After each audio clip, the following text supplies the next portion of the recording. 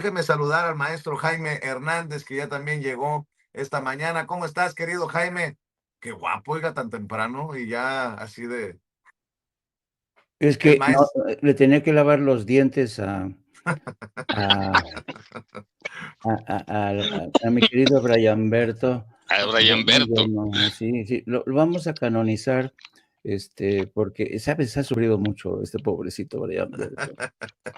El maestro Jaime Hernández. Ese sí es corresponsal de guerra, no chingaderas como la de López Dóriga o Carlos Loret de Mola. Este sí es corresponsal por décadas mexicano en el extranjero, fundador y conductor de su espacio en YouTube, no apto para cínicos y orgullosamente amigo de este espacio libre como el viento, en el que puede que por ahí me pongan un alto el maestro Paco Cruz o Jaime Hernández, que no estén de acuerdo conmigo, se vale. Yo nada más soy el conductor de este espacio y siempre he dado carta abierta para que hablen de los temas que ellos quieren, sin línea, y la única línea es que no hay línea. Y bueno, entre los temas que estoy revisando en las portadas, en las primeras planas de los periódicos, quiere Estados Unidos grabar remesas con 5%. México podría perder 3.250 millones de dólares al año.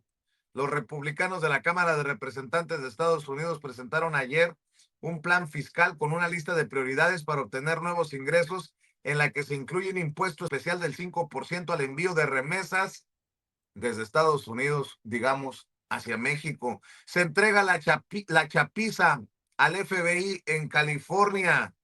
Entre los miembros de la familia del Chapo Guzmán que se entregaron a las autoridades estadounidenses estaría la exesposa y mamá de algunos de los hijos del Chapo Guzmán.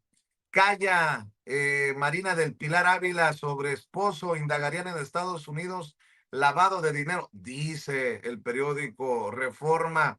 Anuncia Ebrard adelanto en revisión del TEMEC. El Caribe, otro centro de operación de Huachicol, dice el periódico El Universal. Familiares del Chapo cruzan la frontera hacia Estados Unidos. Su esposa y 17 personas más fueron recibidas del otro lado por los US Marshals. En Excelsior se adelantará la revisión del TEMEC, dice Marcelo Ebrard. Familia de Ovidio Guzmán se entrega al FBI, en total 17 personas, y ayer la presidenta decía que no habían avisado. Los gringos. Marina del Pilar pregona manos limpias y ve violencia de género en los señalamientos por haberle cancelado la visa a Estados Unidos, dice Milenio, en la primera plana de Milenio. También estoy revisando en La Jornada. Washington no ha informado sobre retiro de visa. Gobernadora de Baja California, dice Claudia Sheinbaum Pardo. Injusto bloqueo de Estados Unidos a ganado mexicano, dice la presidenta. Pactan Estados Unidos y China tregua arancelaria, disminuyen tarifas, dice en la contraportada de La Jornada. En El Financiero, y revisión del TEMEC iniciará este mismo año, anticipa Marcelo Ebrard. En El Economista, acuerdan China y Estados Unidos pausa y ajustes a los aranceles. Las bolsas repuntan. En El Heraldo, reparten 10,000 millones de pesos para seguridad. El Sol de México, violencia deja 300,000 muertos en 10 años. Es el índice de paz México 2025 en la primera plana del Sol de México. Y el Papa pide liberar a periodistas encarcelados. En Reporte Índigo, violencia tras las urnas, las agresiones, ataques, asesinatos, atentados y amenazas contra funcionarios y figuras políticas se acentúan durante los procesos electorales y la elección judicial. No es la elección. La Razón de México dice, nada que perseguir, dice Marina tras visa revocada. Claudia pide conocer causas. Violencia electoral se está desatando, dice Rocío Nale. Hay personas con antecedentes. En El Independiente, Televisa Leaks, oficina para mentiras y guerras sucias. Ricardo Monreal asegura que la militarización de la frontera de Estados Unidos viola una ley de 1878 y transgrede la separación de poderes. En la Casa Blanca, Donald Trump dice que sería una estupidez no aceptar de regalo el Palacio Dorado Volador que le quiere dar el reino de Qatar para que sea el nuevo Air Force One. Mi querido Jaime, por donde tú quieras. No te escucho, hermanito. Ahí está, Perdón. ya lo escucho, ya lo escucho. Ya. Yo creo que vale la pena hincarle el diente al tema de, pero antes esta reflexión. Yo recuerdo antes, queridos amigos, Paco se ha de acordar perfectamente bien porque es mucho más sabio y anciano que yo, que antes los periódicos eran los que marcaban la agenda, día con día, día con día. Tú te levantabas en la mañana para ver quién se llevaba la de 8 columnas más importante, quién dictaba la agenda. Hoy que has hecho esta revisión de los periódicos, ninguno de ellos ya marca la agenda, ninguno, ninguno. Es realmente vergonzoso cómo ha caído la prensa. Yo creo que ahora las noticias, ni siquiera los medios de comunicación grandes, hoy la agenda la llevan las redes sociales. Es impresionante. Desde ayer el maestro Paco Cruz y yo hablábamos de esta huida, de esta escapada de la familia de Ovidio Guzmán y de la exesposa de El Chapo Guzmán, Griselda López, por esta frontera con México y Estados Unidos, protegidos por el FBI, con francotiradores apostados ahí para defender de cualquier acechanza. Toda esta gente ha huido y al parecer esto, bueno, no al parecer, esto ya se confirmó, forma parte del acuerdo alcanzado por Ovidio, quien, todo parece indicar, se va a convertir en testigo estrella en el juicio contra el Mayo Zambada. Así es que les han proporcionado una visa, en algunos casos posiblemente a la ex esposa del Chapo Guzmán habrá cambio de identidad y este es el precio que paga el gobierno de Estados Unidos a todos aquellos soplones que pues aporten información rica, necesaria para poder encauzar y refundir en la cárcel a quienes tienen en la mira, pero claro, a través de acuerdos tan espectaculares como alcanzado por Ovidio.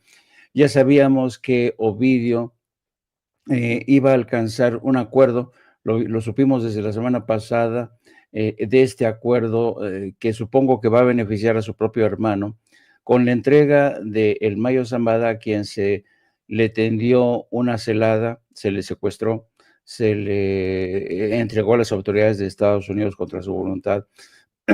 Y esto realmente, pues, es espectacular y todo esto mientras dejaban a oscuras al gobierno de México, que es la parte más chocante y yo diría que un pelín humillante que dejen a oscuras al aliado más leal que ha colaborado con Estados Unidos reduciendo el tráfico de personas indocumentadas, el tráfico de fentanilo, etcétera, etcétera.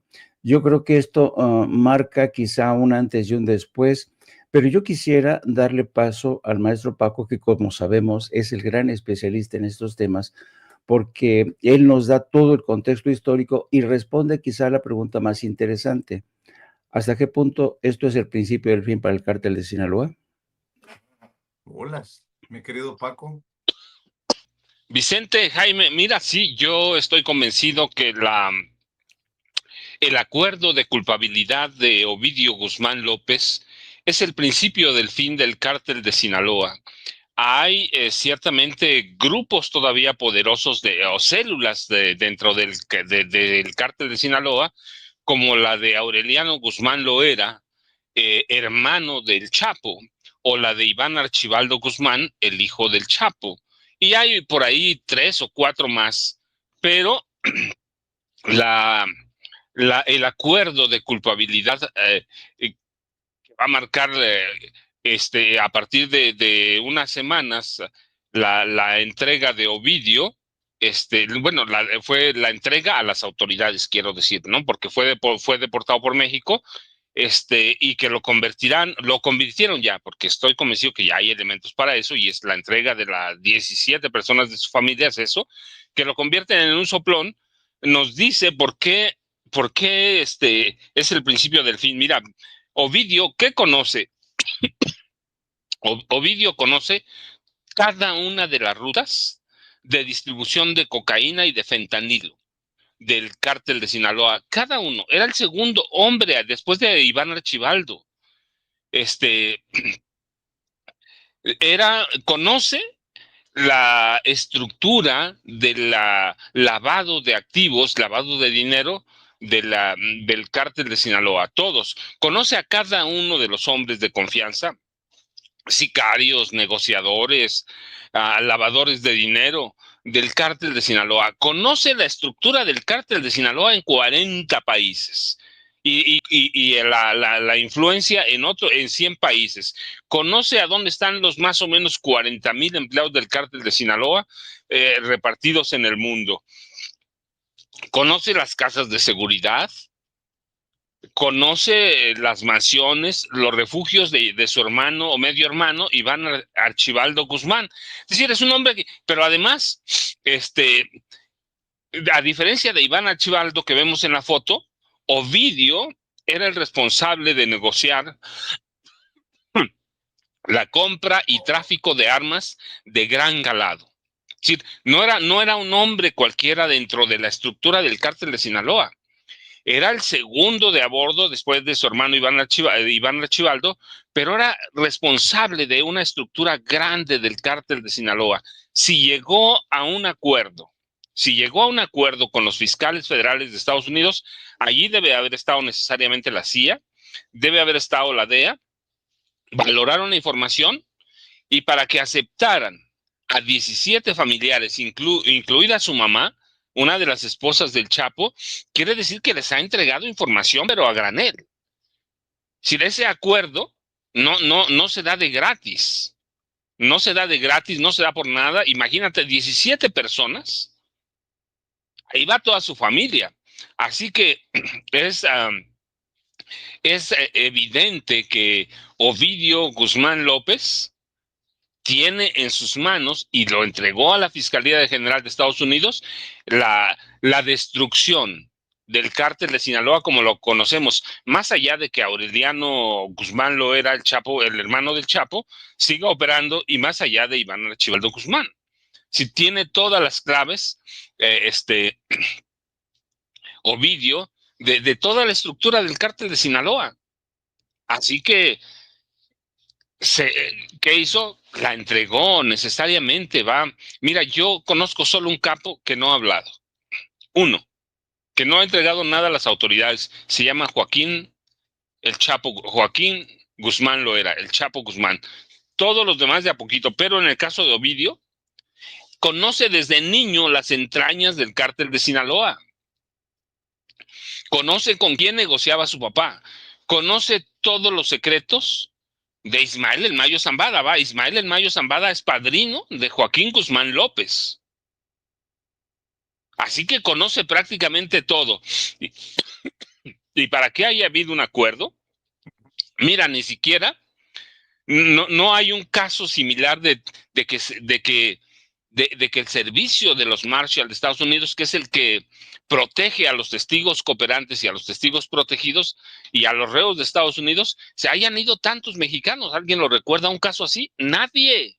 Entonces, para que haya habido ese arreglo, Ovidio sabe que se va a desatar una guerra en Sinaloa, y los únicos perdedores que van a ser Iván Archibaldo, su hermano, y su tío Aureliano Guzmán lo era. ¿Y eso qué marca? Que la estructura de Sinaloa se va a debilitar necesariamente, se van a crear otras estructuras, porque el narco, hay que decirlo, no va a desaparecer. Es un gran negocio como para desaparecer, pero el cártel de Sinaloa, que se forjó entre 1986 y se consolidó en 87 con el permiso del presidente Miguel de la Madrid Hurtado, y luego se consolida en 88, 89 con el presidente Carlos Salinas de Gortari, ese cártel está por desaparecer. Ya no hay para dónde hacerse, no hay para dónde mirar. Ovidio la clave de todo. El único más allá de Ismael El Mayo Zambada, porque a mí me queda una duda. ¿Qué tal si lo poquito que tiene Ismael El Mayo Zambada lo negocia?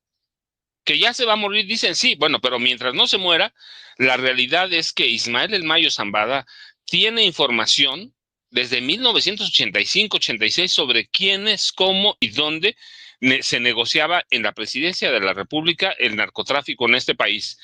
¿Es importante para Estados Unidos? Sí, claro. Es importante, ¿por qué? Porque Ismael El Mayo Zambada también sabe que agentes de la DEA negociaban con los narcotraficantes, que recuerdan 2020, 2021, la DEA era un nido de corrupción. Bueno, yo digo, era, pero no es, pero era en 2020, 2021 un nido de corrupción. Y que termina con qué? Con el despido del director regional de la DEA para México y el resto de América, bueno, hasta Canadá abarca, de América Latina y América Latina. Así, y eso lo conoce El Mayo Zambada y conoce qué presidentes recibieron qué. Así que eso debe importarle a la DEA necesariamente. ¿Por qué? Porque es la historia del narcotráfico. Es la historia del narcotráfico y la historia de del narcotráfico en la política de este país. Así que si llega a un acuerdo Ismael El Mayo Zambada, la información de Ovidio va a servir para otros casos políticos, criminales, pero para mí el cártel de Sinaloa ya no es lo que era Vicente y Jaime. Así es. Oye, Jaime, nada más por no dejar, hoy Rapé, el monero Rapé, publica un cartón que está cabroncísimo, durísimo, contra el hijo de Andrés Manuel López Obrador, Andy López Beltrán. Mi querida Ceci, no sé si lo tenga por ahí. Se compran ladrones, golpeadores, granujas, extorsionadores, malaondas o algún prianista que venda. A la madre, qué durísimo el cartón de Monero Rapé. A ver si Ceci lo tiene por ahí. Se lo mandé hace ratito. A ver si nos lo pone. Y por cierto, otro tema, el del arancel o de los impuestos del 5% a las remesas. Con eso, ahí está, mira, Pepena Rapé. Ya ve que se compran colchones, refrigeradores, estufas, microondas. Bueno, se compran ladrones, golpeadores, granujas, extorsionadores, malaondas o algún prianista que venda por haber afiliado a aquel cabrón de Durango. Pero bueno, mi querido Jaime, 5% a las remesas, pinche Donald Trump y los republicanos están buscando hacerle la vida de cuadritos a nuestra gente y ojo, no es poca cosa, mi querido Jaime.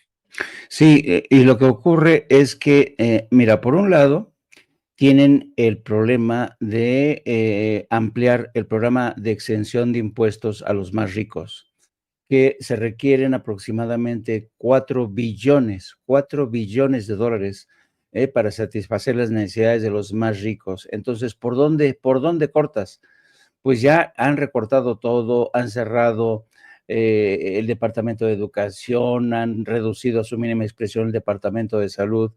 Y ahora, pues, esta ocurrencia de imponer impuestos a las remesas, pues vamos a ver a dónde llegan con este intento por beneficiar a los más ricos. Y mientras, por el otro lado, se recibe con los brazos abiertos a los pobres refugiados africanos, blancos, que dice Donald Trump que son víctimas de genocidio, no tienen vergüenza, de verdad. ¿Y nuestros hermanos palestinos? Ándale, y además es una grosera comparación. ¿Has visto las fotos de los africanos? Todos gordos, todos relucientes, todos ricos, todos millonarios, y se les recibe como víctimas del genocidio. No, es realmente injusto.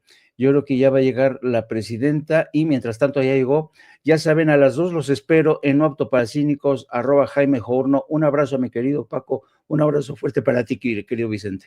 Gracias, Jaime. ¿Y tus redes sociales, Paco?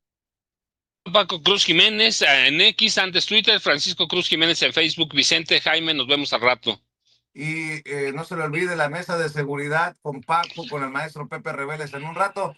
Y a las 7, duelo de bastonazos entre Jaime, Paco y Norman. Por cierto, agradecido con la generosidad de Norman Pero por sus palabras ayer en la primera parte del programa. Y a ustedes, ¿qué les puedo decir? Gracias por tanto, Jaime, Paco, porque la audiencia los aprecia, los quiere, los respeta y los apoya. Nos vemos. ¿Cómo están?